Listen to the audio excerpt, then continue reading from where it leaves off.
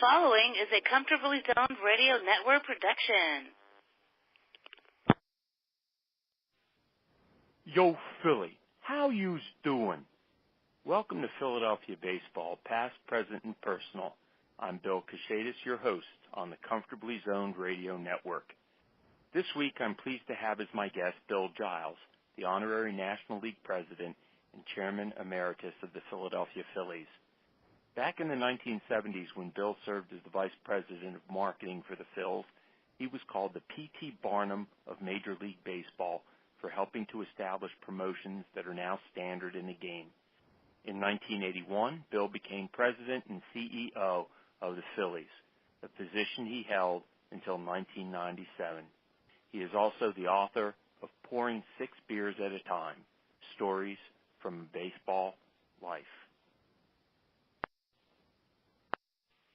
Welcome to the podcast, Bill. Hello, Bill. Nice to be with you. Your father, Warren Giles, was president and general manager of the Cincinnati Reds between 1937 and 1951 when he became president of the National League.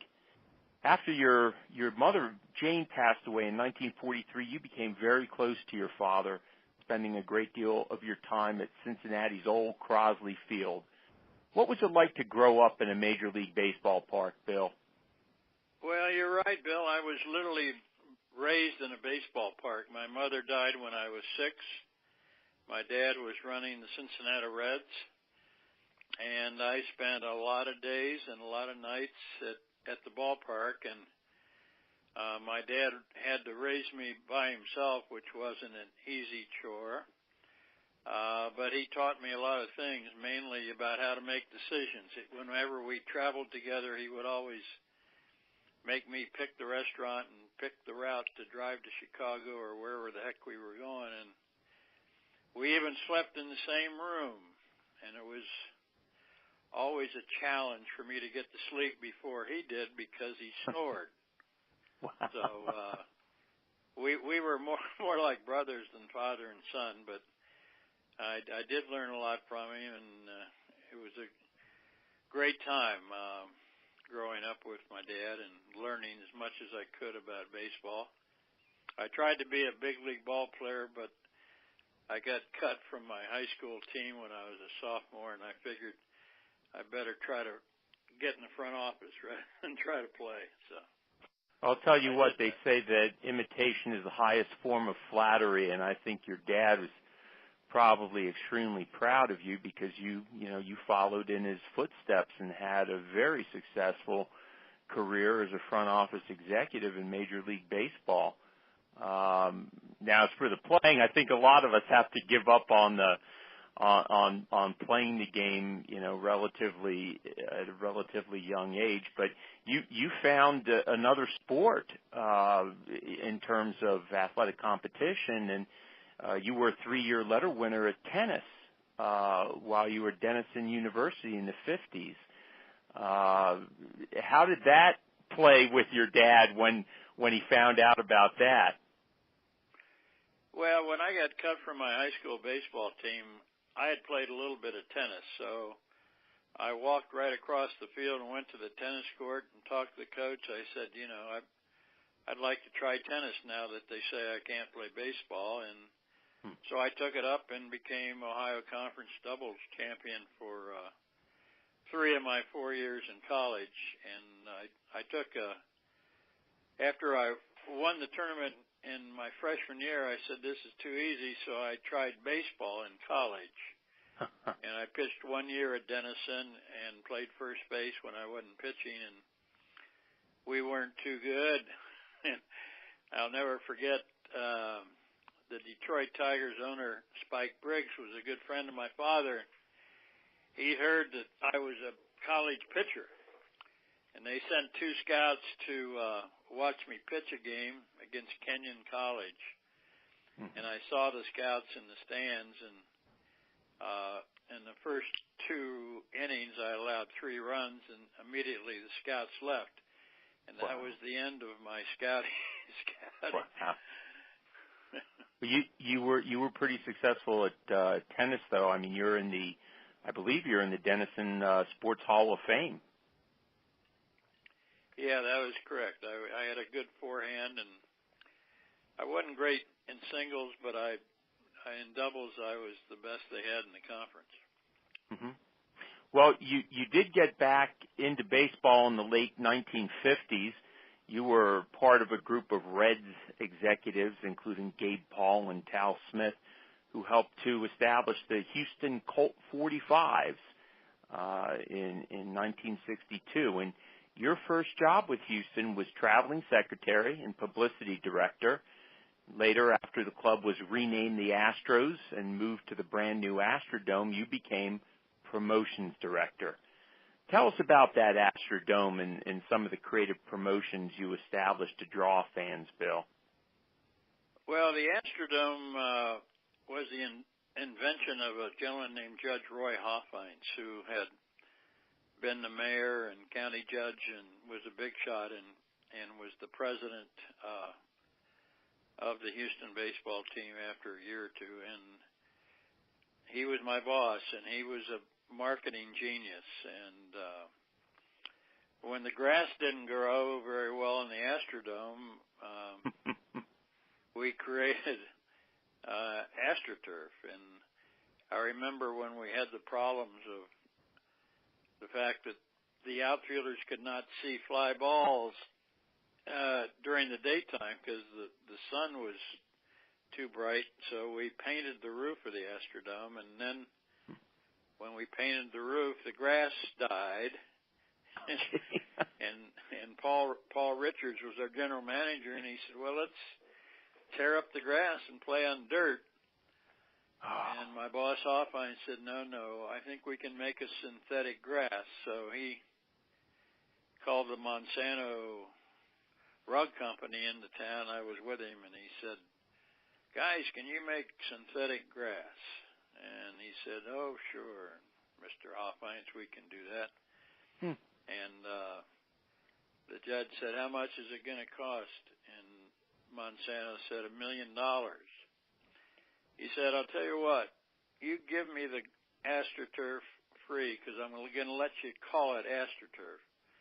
And if you call it AstroTurf, having the first synthetic baseball field in the Astrodome, you will make millions of dollars by selling it with that name.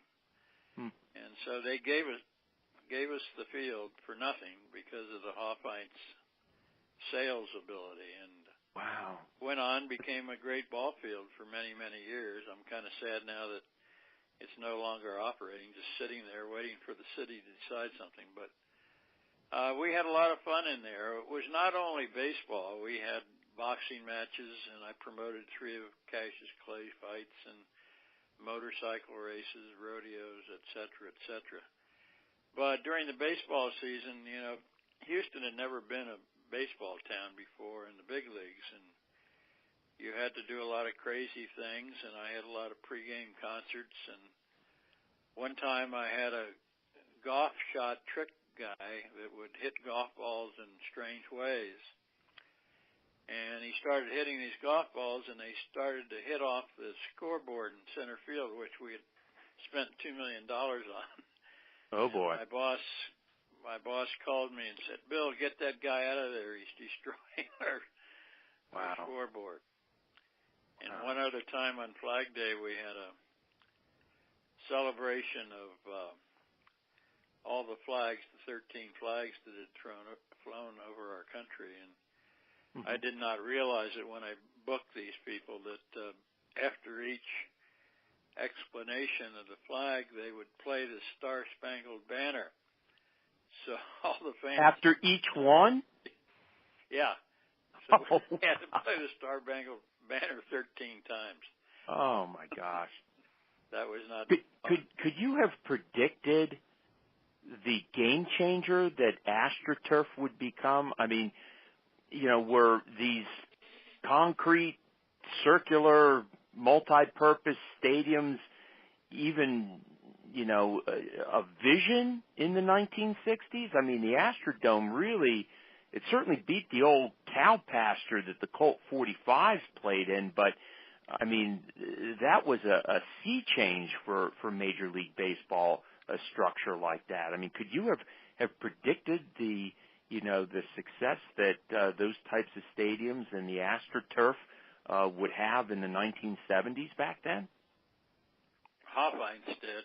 Hofheinz had the vision, and now you see AstroTurf fields in high schools and colleges and all over the place. Well, you certainly had stuff. I mean, you certainly had the vision for the promotions, though, and I had Rocket Man who would fly all around inside the dome, and we had a fireworks show, and we made all the people get out of the Astrodome to watch it up in the sky, and that wasn't too popular. Well, you were certainly a huge part of the renaissance of Philadelphia baseball when you arrived in 1969. Robert Carpenter Jr., who was then the owner, hired you as vice president of marketing and promotions, and it was a pretty tall order because the Phillies were playing in that run-down, ramshackle ballpark in an economically depressed and crime-ridden neighborhood, and they weren't winning either. So all those factors resulted in a significant loss at the gate. What did you and Bob Carpenter do to turn around the fortunes of the club? Well, he let me do whatever I wanted to do and let me alone. And I told him I would try anything I could think of to get more people in the ballpark so that fans could get more in a custom of coming out to see baseball. Because the year before I arrived, they had only drawn 420,000 people or something, the worst in baseball. Yeah. And my first year was the last year at Connie Mack, and we were able to do a few things that got people a little bit excited, and we drew over 700,000. And then, of course, we went to the vet and started drawing 1.5 million and upwards as time went on. But the big thing then is a lot of people were Philadelphia A's fans. And then when the A's moved to Kansas City in the mid-'50s, and the Phillies had been so bad, except for 1950, that there weren't many people that really cared that much about the Phillies. So I took up a marketing strategy that I called the Stepping Stone marketing plan. And that was to try to get people out to the ballpark, mainly at the vet, more so than Connie Mack, to see some stupid thing like the Great Wallenda or Rocket Man or Kite Man or shows we would have after the game, musical shows and country music, and did everything I could think of. And the concept is to get them out there once and hope that they like the ballpark and hope that they like the players on the field, and then come back for 4 or 5 more games, then eventually become a season ticket holder. That was the whole plan, and it worked to some extent. We kept drawing more and more people, and then beginning in '76, we became a good team on the field. And the Phillies have had 2 great eras on the field of play. One was '76 through '83, when we were first almost every year, and then, of course, in 2005 through 11. So those 2 great eras were things I look back with fond memories and excitement. Now, you mentioned that stepping stone strategy, which I think was brilliant because part of it was the promotions. I mean, the Great Wallenda, Benny the Bomb, the guy who used to blow himself up, Kite Man, all those were great. But what I really remember were the kid giveaways. I mean, everything from warm-up jackets to caps to baseball bats to batting gloves. You had some great giveaways, and that was part of the strategy too. You targeted families. Well, the main thing was to get young people interested. And, the giveaways not only attracted people to the game, but the kids were walking around town with either jackets or hats or shirts or balls or whatever with the Phillies logo on it. And that's right. It just advertises the team and gets people interested. I was definitely one of those kids. I think every time there was a giveaway, I was all over my dad to get tickets and go. It's some of the fondest memories of my childhood were going to those giveaway days and then wearing the stuff, as you said, out to school and everywhere else. Now, you mentioned the strategy was to get the boy or girl in the household to see an ad on TV or wherever and say, "Hey, Daddy, they're giving away this and they're giving away jackets, and I want to get a Phillies jacket." And so Mom and Dad would take the kid to the ballpark, and hopefully we had him for years. Yep. Well, it sure worked in our house, that's for sure. Now, you mentioned the Phillies went through two glory eras, and the first one started in the mid-'70s when they won the National League's Eastern Division each year between 76 and 78. Unfortunately, the team could not clinch that elusive pennant. The acquisition of Pete Rose in 1979 allowed that young group of Phillies not only to win the NL flag, but to capture the organization's first world championship in 1980. But not many of our young listeners realize that without your intervention, Pete Rose might have never worn the red pinstripes.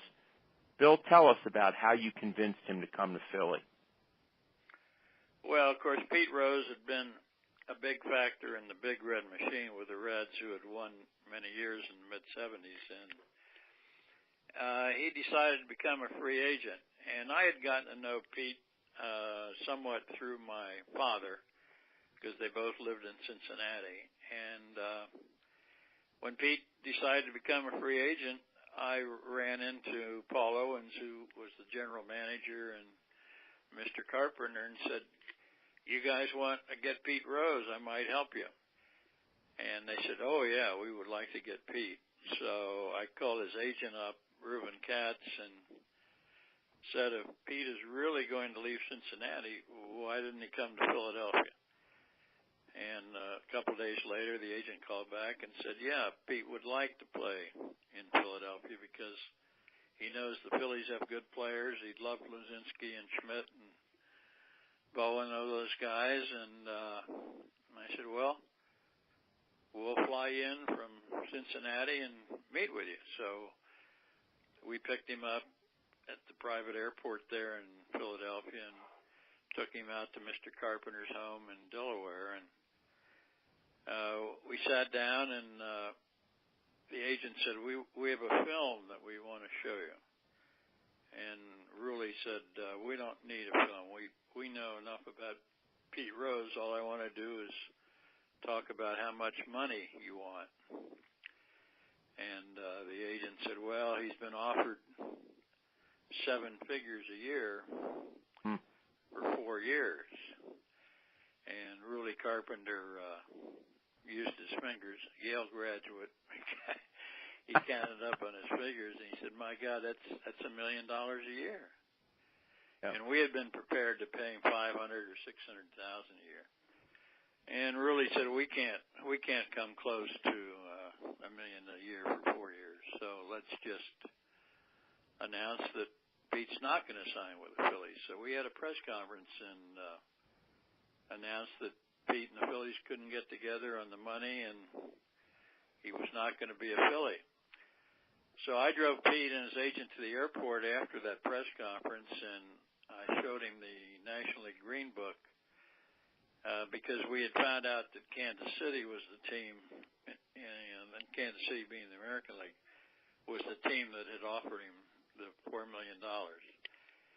And I said, "Pete, look at those National League records. You're second or third in every offensive category. And if you go to the American League, you don't have a chance to be number one." Mm-hmm. And I said, your two kids would not really like that. I said, your kids want you to be number one.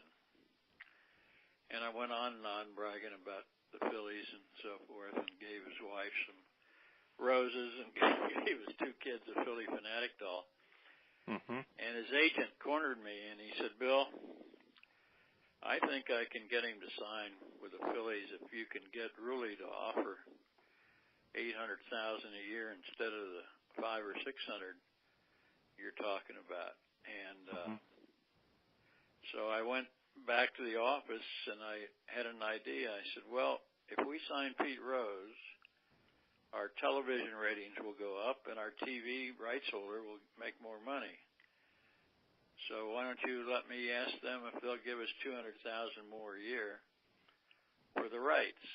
And eventually they said yes. So we upped our ante to $800,000 a year. Wow. And Pete Rose took it eventually, and we signed him. And in 1979, we didn't have a great year because all the good players got hurt. But then in 80, we won it all, and most people will tell you we would not have won it without Pete Rose, because he was a big, big factor in getting Mike Schmidt to believe in himself. Schmidt was kind of an introverted guy and didn't really think he was all that great. And Rose kept telling him every day, Mike, you're the greatest third baseman that ever lived. And then we went on to win it in 80, almost won it in 81, and won it again in 82, or excuse me, 83. Now, in 1981, you were part of the group that purchased the Phillies from the Carpenter family for a reported $30 million. That group consisted of Claire Betts, John Middleton, and the Buck brothers. The other owners elected you to run the club on a daily basis and mostly deferred to your judgment, preferring to remain silent. Now, I know one of your goals in owning the team was to make player transactions, and most other owners, I would assume, would want to play an active role in the running of the club. Why didn't your partners get involved more? I mean, I know they were involved. They had the veto over free agents, because you had to go to them to get a limit on what your spending ceiling was. But aside from that, they really didn't get involved. Why not? Well, number one, the group, John Middleton was not in the group. John Middleton didn't get in the group till about 10 years ago or so. Okay. The original group were the three Buck brothers, a fellow named Jack Betts, and Dixon and Levy, and then Taft Broadcasting came in and bought about $11 million worth. But anyway, part of the deal that I presented to them was that for 7 years, I would run the team and have full authority on anything that happened except a large expenditure. And it was detailed in the agreement what that meant. I couldn't change television stations or concessions or sign any player over X amount of dollars. I don't even remember what it was. But other than that, I had free reign, and they never wanted to see their name in the paper, and so that's the way it was run until 1988, and then it changed a little bit, and we started spending a little bit more money. And then, of course, in 93 we won, and then I retired in 1998, and Dave Montgomery, my COO, took over, and everything's history from there. I want to go back to 1983, though. That was a real fun team. That was the Whiz Kids year. That team captured another pennant and went to the World Series against the Baltimore Orioles. And it was an exceptionally talented team. It was composed of veterans from the Big Red Machine, Pete Rose, Joe Morgan, and Tony Perez. There were holdovers from the 1980 team, specifically Mike Schmidt, Gary Maddox, Steve Carlton. There were some exciting young players in Juan Samuel, Vaughn Hayes, Bobby Dernier. and some other veterans who were in their primes, like Gary Matthews, Bo Diaz, Ivan DeJesus, and reliever Al Holland. And the ace that year was John Denny, who would go on to capture the NL Cy Young Award. After winning Game 1 of the World Series on a Gary Maddox home run in Baltimore, it looked to so many of us that the Phils were going to win another World Championship. It never happened. Why? Well, two primary reasons. One, we didn't hit a lick. Baltimore had good pitching, and we had Denny and Carlton, who were great pitchers. And the game I will never forget, and I think it might have been Game 3 or 4. It was a day game, and Carlton was pitching, and there was a ground ball hit to DeJesus, our shortstop, and it had rained that morning, and the tarp that we had a hole in the tarp, and the hole was right where the shortstop was fielding the ball, or trying to field it. And there was a man on first, and a ground ball was hit to DeJesus, and the ball hit that puddle and skidded under the glove of DeJesus, and they scored, I think, 2 or 3 runs at that point, and I think we lost 4-1 or something. But I remember that. I was there. I remember that. I will never forget the hole in the tarp. But basically, we didn't hit. Yeah.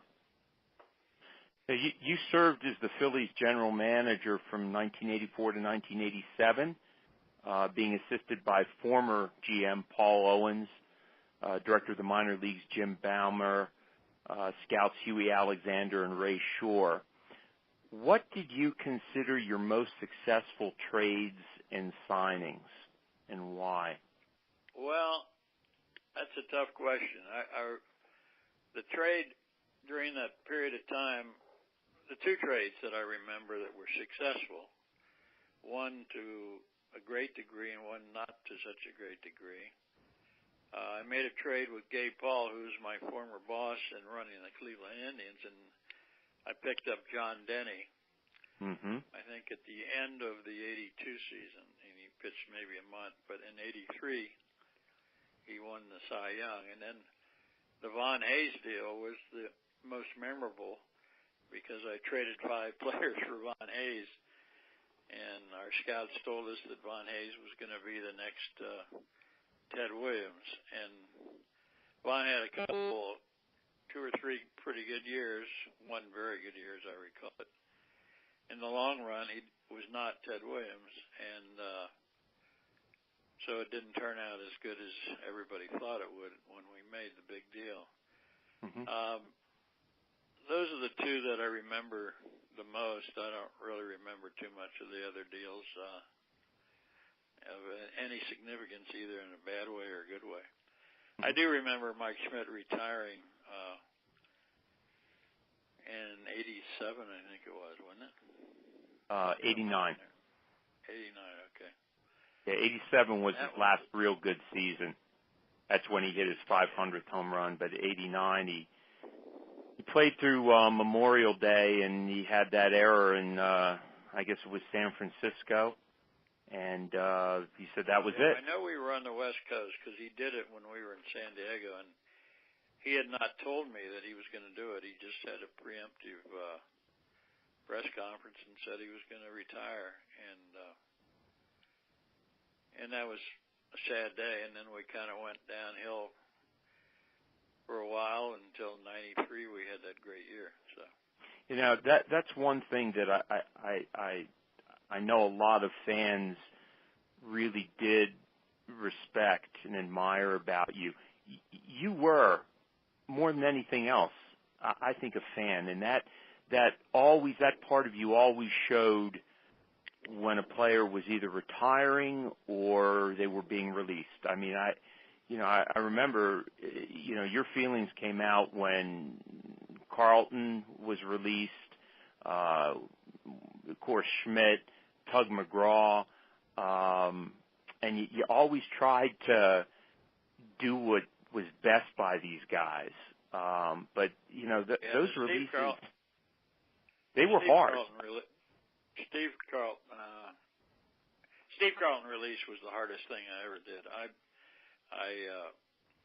went to his apartment. He lived downtown, and his wife, Bev, who I got to know and liked a lot, and asked him to retire. I said, Steve, it hurts me a lot to see you getting hit around. I mean, I and all the fans want to remember you as the great pitcher that you were, and to kind of hang on in baseball and get hit around, I don't think makes people feel good and kind of hurts your image. And why don't you hang it up? I'll pay you all your due, and don't worry about the money part. And he said, Bill, I'm going to pitch till I'm 50 years old.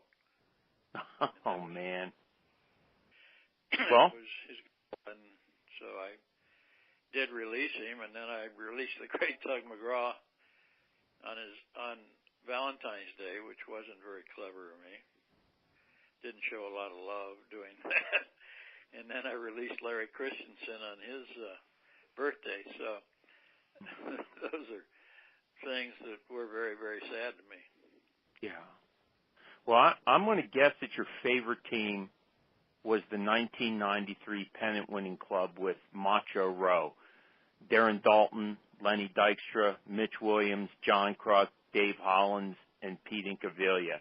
Now, I know that Jim Eisenreich was your wife's favorite player and that you caught hell from her after, you know, later when you traded Izzy.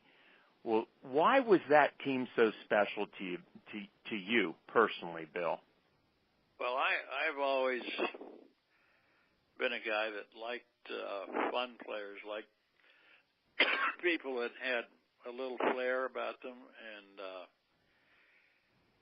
and people that were kind of emblematic of the working kind of people a lot of Phillies fans are, and they were kind of like your local softball team. And, I mean, Kruk was so much fun to watch, and Dalton was such a great competitor. And they had that group of guys that would meet after the games and talk baseball, have their fried chicken and beer, and I'd go down in the training room sometimes, and all they did was talk baseball day and night. And I think we'd finished last the year before, as I recall, and they wanted to prove to the world that they were good, and they had a lot of fun, and I just loved that team, as you suggest, and I was sorry. The thing that really hurt me the most was the next year in '94. We had really captured the imagination of all baseball fans around the country with that '93 team, although we lost in the World Series in Toronto. And we were really drawing well, and then the strike hit, and we didn't play the postseason games. And that particular part of history in baseball really hurt me personally, because I grew up in a baseball park, and to not have the postseason being played was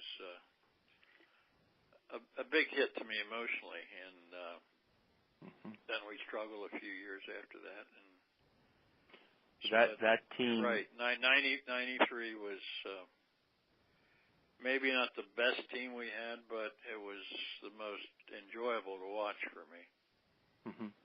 And they did. Well, I know Dalton actually referred to you as Uncle Bill, but I know the feelings of many of the other players were mutual. I mean, they really did consider you like a member of the family. So it was a great team to watch. That was the team that I was closest to most of the players. Yeah. The harder question on that one is, does the Mitchell Report's revelation that Lenny Dykstra was using steroids and Curt Schilling's allegation that many of his teammates on that club were juicing diminish that team in your eyes? Well, not really, Bill, because things like the steroid issue, number one, steroids were not really illegal in baseball at that time. Right. But secondly, players had been taking stuff, cough medicines and pills and stuff, not only on the Phillies but all around baseball. And it was kind of well known, not too much publicized, but players for many, many years were taking various things. Now, I had no idea what steroids were until later in my life after I read more about it. And I will never forget seeing Lenny Dykstra in spring training. Before the '93 season, I was playing golf with him and hadn't seen him since the year before. I said, Lenny, man, you've really been working out, because his body was so strong-looking compared to what it was. And he just smiled at me, and he said, no, Bill, special vitamins.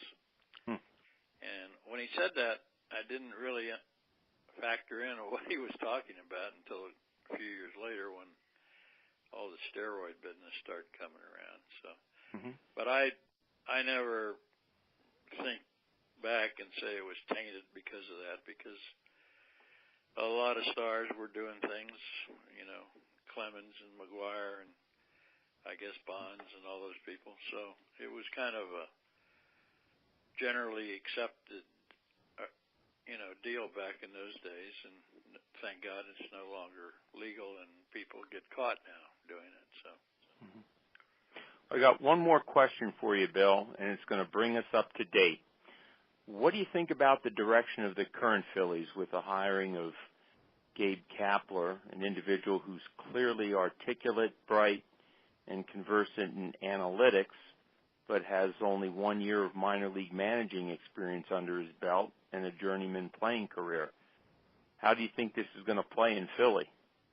Well, I was surprised. I'm no longer on the inside of decisions like I used to be for years, but I was surprised, but I find it very interesting. I think he's certainly going to get a lot of publicity, either bad or good. I'm not sure which. But I think it's, he's very articulate, and he's been a very, very aggressive ball player. I talked to Terry Francona after we hired him, and Kapler played for Terry up in Boston. He said, Bill, I love the guy. He said he's got more energy and love of the game than any player I've ever been around. And he said he'll be interesting, though. It's not going to be calm with him around. So, the jury's out. And I respect Matt Clintock and everybody that hired him, so I'm optimistic. One of the things I was happy to hear was that Wathan was hired as a third base coach because if he hasn't managed all of that roster, he's managed close to it at AA and AAA. And, the guy definitely in years past, I think, would have been hired, and he's a traditional kind of baseball guy. But, analytics are one thing, but you still need traditional evaluation and the kind of eye that the scouts and a guy like Wathan can bring to the team. So it should be an interesting year. And it's going to, all this analytics business and the way people are running teams now is quite different than the style I'm used to, but we'll see how it works. Yeah. Well, thanks for being with us, Bill. I appreciate it. All right, Bill, thanks for being a good fan. Hey, and thank you, Philly fans, for tuning in. See you next week for another podcast of Philadelphia baseball, past, present, and personal. This is Bill Kashatus, rounding third and heading home on the Comfortably Zoned Radio Network.